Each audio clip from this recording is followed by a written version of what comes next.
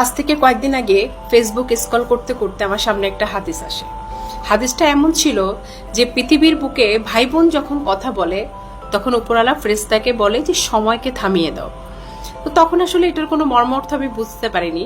তার কিছুদিন পরে আমি যখন এই হাদিসের একটা ডিটেলস বর্ণনা আমার সামনে আসে, তো তখন হাদিসের মাধ্যমে আমি জানতে পারি যে মৃত্যুর পরে মানে আখিরাতে জীবনের পরে অনেকের সাথে অনেকের দেখা হওয়ার সম্ভাবনা আছে। যেমন মার সাথে সন্তানের, বাবার সাথে সন্তানের, স্বামী স্ত্রীর সাথে দেখা হওয়ার পসিবিলিটি আছে, কিন্তু ভাই বোনের সাথে কখনো কোনোদিন কারো আর দেখা হবে না। ভাই বোনের সম্পর্ক পৃথিবীর পর্যন্তই, পৃথিবীর পরে মানে মৃত্যুর পরে আর কখনোই কেউ কাউকে কোনোদিন দেখতে পাবো না।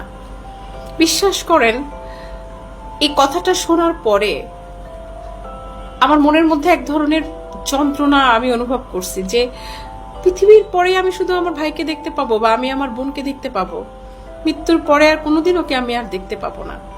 তো এই ক্ষণস্থায়ী জীবনে আমরা অনেকে সম্পত্তির কারণে কিংবা আনুষাঙ্গিক অন্যান্য কারণে আমরা ভাই বোনের সাথে কেউ কারো মুখ দেখি না বা আমাদের সাথে কোনো কথা হয় না, টোটালি কোনো সম্পর্ক নেই, এবং এইভাবে সম্পর্কটা অনেক দিন কন্টিনিউ করে যাচ্ছি। তো তাদের উদ্দেশ্যে আমার একটাই মেসেজ, সেটা হলো